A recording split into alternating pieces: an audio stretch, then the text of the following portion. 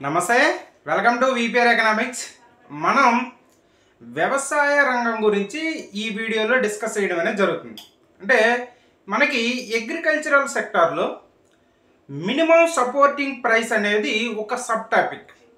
మనకి రీసెంట్గా క్యాబినెట్ అనేది ఈ ఎంఎస్పిని ఖరీఫ్ పంటలకి ఎంఎస్పిని ప్రకటించడం అనేది జరిగింది. దీని నుంచి మనకి ఒక అగ్రికల్చరల్ టాపిక్ నుంచి వచ్చే ప్రశ్నలో దీని నుంచి మనం ఒక ప్రశ్న అనేది ఎక్స్పెక్ట్ చేయొచ్చు. కాబట్టి ఇది కరెంట్ ఈవెంట్కు రిలేటెడ్గా ఉన్న టాపిక్ కాబట్టి ఈ సబ్ టాపిక్ని మనం తీసుకొని చెప్పడం అనేది జరుగుతుంది. అంటే అగ్రికల్చరల్ టాపిక్ మొత్తం కాదు, అగ్రికల్చరల్ టాపిక్లో మనకి ఇది ఒక సబ్ టాపిక్. కనీస మద్దతు ధరలు, మినిమం సపోర్టింగ్ ప్రైస్ అనేది ఒక సబ్ టాపిక్. దాన్ని మనం కంప్లీట్గా చెప్తాం. ఆ సబ్ టాపిక్ని కంప్లీట్గా ఒక 5 వీడియోలు అవుతాయి. ఈ 5 వీడియోలో మీకు ఖచ్చితంగా ఆ సబ్ టాపిక్ మొత్తం చెప్పేస్తాను. అయితే ఈ వీడియోలో మనం ఇంట్రడక్షన్ పార్ట్ మాత్రం చూస్తాం. మనకి ఈ కనీస మద్దతు ధరలు అనేవి రైతు అంటే వ్యవసాయదారుడు తను పండించేటటువంటి పంటకి మినిమం పొందగలడు అనేటటువంటి భరోసా ఇవ్వడం కోసం మనకి ఈ కనీస మద్దతు ధరలు ప్రకటించడం అనేది జరుగుతుంది. అంటే దళారుల నుంచి కాపాడడానికి, అదేవిధంగా మనం అనుకున్నటువంటి వృద్ధి రేటు సాధించడానికి ఈ వ్యవసాయ రంగంలో కొన్ని పంటలు అనేవి మనకు దోహదం చేస్తాయి కాబట్టి వాటిని కూడా ప్రోత్సహించడానికి ఇలా అనేక రకాల కారణాలతో మనకి ఈ ఎంఎస్పిని ప్రకటించడం అనేది జరుగుతుంది. అయితే మనకి ఎంఎస్పి ప్రకటించడం అనేది జరుగుతుంది. సర్ థామస్ రోజర్ అనేటటువంటి ఒక వ్యక్తి అభిప్రాయం ప్రకారం సర్ థామస్ రోజర్, ఈ సర్ థామస్ రోజర్ అనేటటువంటి వ్యక్తి అభిప్రాయంలో వ్యవసాయదారునికి ప్రధానమైన శత్రువు వర్షాధారము అంటే వర్షపాతము మరియు ధరలలో మార్పు అని ఈయన అభిప్రాయపడడం అనేది జరిగింది. ఈయన అభిప్రాయం, సర్ థామస్ రోజర్ అభిప్రాయంలో వ్యవసాయదారునికి ప్రధాన శత్రువు వర్షపాతం అంట. ఎందుకు? భారతదేశంలో కావచ్చు, వేరే దేశాల్లో ఇరిగేషన్ పరిస్థితులు ఎక్కువ ఉంటాయి, భారతదేశంలో తక్కువ. కాబట్టి రైతు అనేవాడు, వ్యవసాయదారుడు అనేవాడు వర్షపాతం పైన ఎక్కువగా ఆధారపడి పంటలు పండించడం అనేది జరుగుతుంది భారతదేశంలో. కాబట్టి ఈ వర్షపాతం అనేది కొన్నిసార్లు అతివృష్టి, అనావృష్టి ఇలాంటి పరిస్థితులు అనేవి ఉంటాయి. కాబట్టి రైతుకు ప్రధాన శత్రువు, వ్యవసాయదారునికి ప్రధాన శత్రువు వర్షపాతం. రెండోది ధరల్లో మార్పు. ఇందుకోసం కొన్నిసార్లు చూడండి, మనం చూస్తూ ఉంటాం టమోటా ధరలు కొన్నిసార్లు కేజీ 100, 200 ఇలా కోట్లు సంపాదించేస్తాం. అదే టమోటా పండించే రైతు కొన్నిసార్లు కేజీ రూపాయికి 2 రూపాయలకు అమ్మే పరిస్థితులు ఉంటాయి. ఎందుకు? ధరలో మార్పు అనేది ఆ విధంగా హెచ్చు తగ్గులు అనేవి ఎక్కువగా ఉంటాయి. కాబట్టి ఈయన అభిప్రాయం ప్రకారం వ్యవసాయదారునికి ప్రధాన శత్రువు వర్షాభావ పరిస్థితులతో పాటుగా ధరల్లో మార్పు అని చెప్పడం అనేది జరిగింది. ఈ విధంగా మనకి ఈ కనీస మద్దతు ధరలు అనేవి వ్యవసాయదారునికి భరోసా ఇవ్వడం కోసం ప్రకటించడం అనేది జరుగుతుంది. భారతదేశంలో ఈ ఎంఎస్పి యొక్క లక్ష్యాలు కానీ మనం చూసుకున్నట్టుగైతే, ఈ కనీస మద్దతు ధరల యొక్క లక్ష్యాలు కానీ మనం చూసుకున్నట్టుగైతే, వ్యవసాయ ఉత్పత్తిదారునికి కనీసము లభించేటటువంటి మద్దతు ధరని భరోసాగా మనం ప్రకటించడం అనేది జరుగుతుంది. అంటే వ్యవసాయదారునికి తన చేసేటటువంటి వ్యయానికి తక్కువ కాకుండా ఆదాయం అనేది లభిస్తుంది అని ఒక భరోసా కల్పించడం కోసం మనం ఈ ఎంఎస్పిని ప్రకటించడం అనేది జరుగుతుంది. రెండో అంశంగా మనం చూసుకున్నట్టుగైతే, ఈ దళారుల చేతిలో వ్యవసాయ ఉత్పత్తిదారుడు మోసపోకుండా ఉండడం కోసం మనం ఈ ఎంఎస్పిని ప్రకటించడం అనేది జరుగుతుంది. ఎందుకు? ఈ ఎంఎస్పి అనేది ప్రకటించకపోతే రైతు అన్నవాడికి ఎంఎస్పి ప్రకటిస్తే సో తను పండించే పంటకి కిలోకి ఎంత ఉందా, లేదా టన్నుకి ఎంత ఉందా, లేకపోతే క్వింటాల్కి ఎంత ఉందా అని తను తెలుసుకుంటాడు. అలా తెలుసుకొని ఈ అమ్మేటప్పుడు దళారులు అనేవారు తక్కువ రేటుకి తీసుకునేటువంటి పరిస్థితి లేకుండా కొంత మెరుగైన పరిస్థితులు అనేవి ఏర్పడ్డానికి అవకాశం అనేది ఉంటుంది.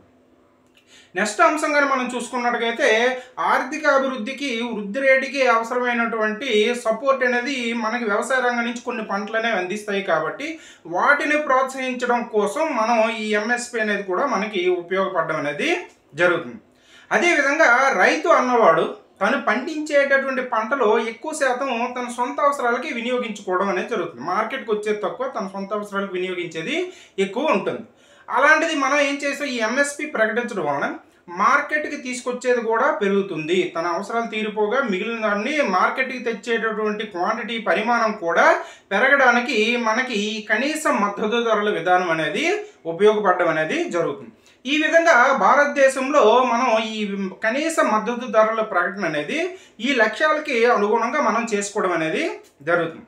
అయితే భారతదేశంలో మొట్టమొదటిసారిగా మనకి ఈ కనీస మద్దతు ధరల్ని ప్రకటించాలి అని సూచించినటువంటి కమిటీ ఏదనేది కానీ మనం చూసుకున్నట్టుగైతే మనకి 1948లో విటి కృష్ణమాచారి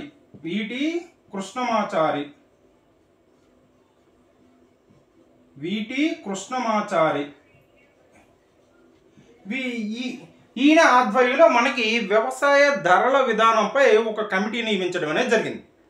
ఈ కమిటీ మొట్టమొదటిసారిగా కనీస మద్దతు ధరలు ప్రకటించాలి అని సూచించడం అనేది జరిగింది.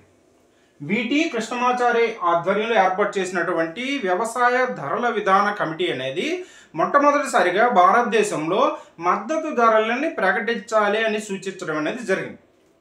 ఆ తర్వాత కానీ మనం చూసుకున్నట్టుగైతే 1957లో అశోక్ మెహతా కమిటీ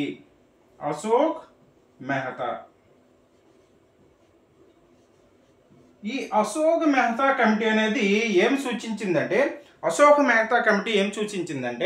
భారతదేశంలో మనకి ఈ వ్యవసాయ మద్దతు ధరల్ని కనీస మద్దతు ధరల్ని ప్రభుత్వం ప్రకటించి అదేవిధంగా ప్రభుత్వమే ఈ వ్యవసాయ ఉత్పత్తులని స్వీకరించాలి అని అశోక్ మెహతా కమిటీ తెలియచేయడం అనేది జరిగింది. మొదటగా విటి కృష్ణమాచారి కమిటీ మద్దతు ధరలు ప్రకటించాలని ఒక సూచన చేసింది. తరువాత 1957లో అశోక్ మెహతా కమిటీ అనేది ప్రభుత్వం అనేది మద్దతు ధరలు ఎంఎస్పిని ప్రకటించడంతో పాటుగా వ్యవసాయ ఉత్పత్తిని ప్రభుత్వమే కొనుగోలు చేయాలి అని సూచించడం అనేది జరిగింది.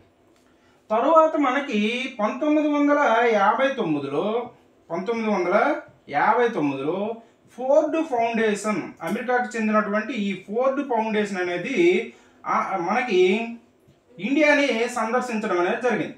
ఈ ఫోర్డ్ ఫౌండేషన్ ఇండియాని సందర్శించడం అనేది జరిగింది. 1959లో ఈ ఫోర్డ్ ఫౌండేషన్ ఇండియాని సందర్శించేటప్పుడు వీళ్ళు చేసినటువంటి సూచన ఏంటంటే ఎంఎస్పిని ప్రకటించాలి. కానీ ఆ ఎంఎస్పిని ఎప్పుడు ప్రకటించాలి, మనకి అంటే వరి నాట్లు వేయక ముందు, అంటే వ్యవసాయ ఉత్పత్తులు స్టార్ట్ చేయక ముందు, అంటే వ్యవసాయ పనులు స్టార్ట్ చేయక ముందు ఈ మద్దతు ధరని ప్రకటించాలి అని మనకి ఫోర్డ్ ఫౌండేషన్ అనేది సూచించడం అనేది జరిగింది. అంటే వ్యవసాయ పనులు ఉత్పత్తులు అంటే వ్యవసాయ విత్తనాలు వేసే ముందు కావచ్చు, ఇటువంటి పరిస్థితులు అంటే ముందు పరిస్థితుల్లో మనం ఈ మద్దతు ధరల్ని ప్రకటించాలని ఫోర్డ్ ఫౌండేషన్ అనేది సూచించడం అనేది జరిగింది. ఆ తర్వాత 1964లో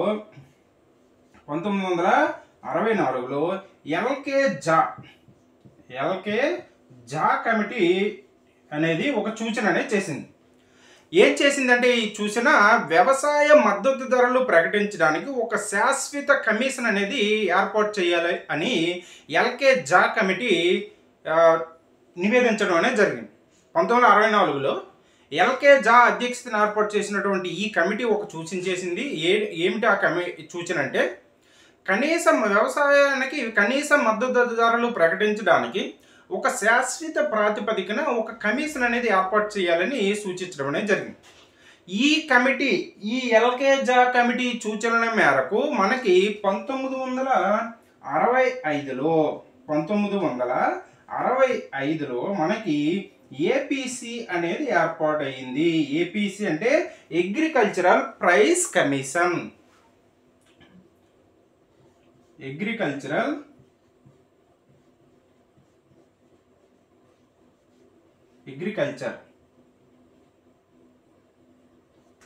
ప్రైస్ కమిషన్.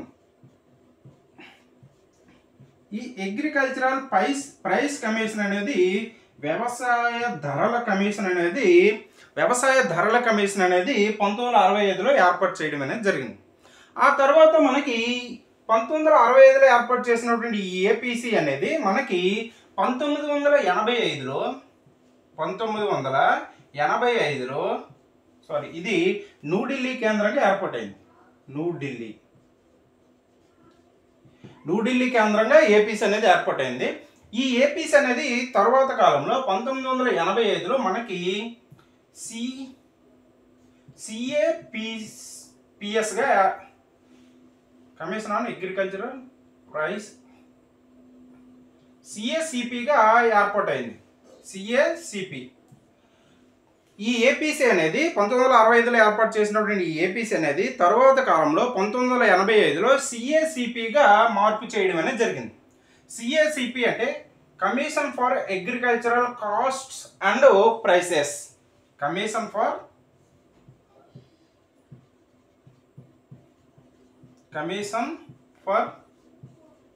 అగ్రికల్చరల్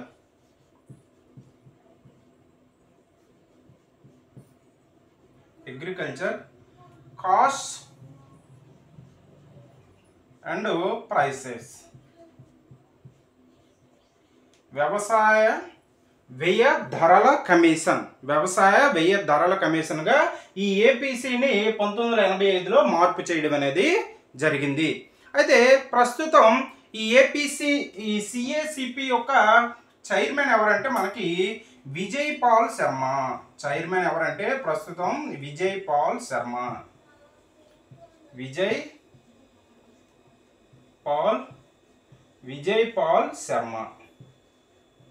ప్రస్తుత CACP commission for agricultural cost and prices యొక్క చైర్మన్ ఎవరంటే విజయ్ పాల్ శర్మ. ఈ విధంగా మనకి వ్యవసాయ ధరల కమిషన్ అనేది ఏర్పాటు చేయడం అనేది జరిగింది. అయితే ఈ వ్యవసాయ ధరల కమిషన్ యొక్క విధులు కానీ మనం చూసుకున్నట్టుగైతే వ్యవసాయ ఉత్పత్తులైనటువంటి వరి, గోధుమ, మొక్కజొన్న, ప్రత్తి ఇటువంటి వాటికి ధరల విధానాన్ని సూచించాలి. ఈ సిఎసిపి అనేది వ్యవసాయ ఉత్పత్తులకి ధరల విధానాన్ని చూపించాలి. అదేవిధంగా ఇది ఏం చేస్తుందంటే ఈ ధరల విధానాన్ని చూపించడంతో పాటుగా మనకి అటు ఉత్పత్తిదారునికి కావచ్చు, ఇటు వినియోగదారునికి కావచ్చు ఎటువంటి ఇబ్బంది లేకుండా మాధ్యమికంగా ఉండేటటువంటి ధరల విధానాన్ని సూచించాలి. అదేవిధంగా మనకి ఈ వ్యవసాయ ధరల విధానానికి సంబంధించి ఎటువంటి అనుమానాలు ఉన్న ప్రభుత్వానికి ఎటువంటి సమస్యలు వచ్చినా ఈ సిఏసిపి అనేది తమ యొక్క సలహాలని ప్రభుత్వానికి ఇవ్వాలి.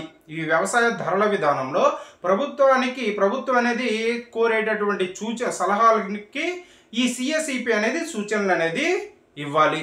దానితో పాటుగా మనకి ఈ వ్యవసాయ ధరల విధానం సూచించేటప్పుడు మనకి సిఏసిపి అనేది వివిధ మార్కెట్లలో ఉన్నటువంటి మార్కెట్ తీరుల్ని, ఆ మార్కెట్లో ఉన్నటువంటి ధరల యొక్క పరిస్థితులని అధ్యయనం చేసి మనకి మినిమం సపోర్టింగ్ ప్రైస్ నిర్ణయాన్ని సూచించాల్సి ఉంటుంది.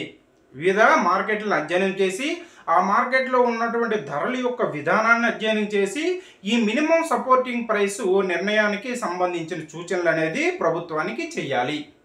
అదేవిధంగా మనకి ఈ సిఏసిపి అనేది commission for agricultural cost and prices అనేటటువంటి ఈ కమిషన్ అనేది మనకి ఈ వ్యవసాయ ధరల విధానాన్ని ప్రభుత్వం అనేది తీసుకురావడానికి వివిధ అంటే మనకి సర్వేలు అనేది చేయాలి.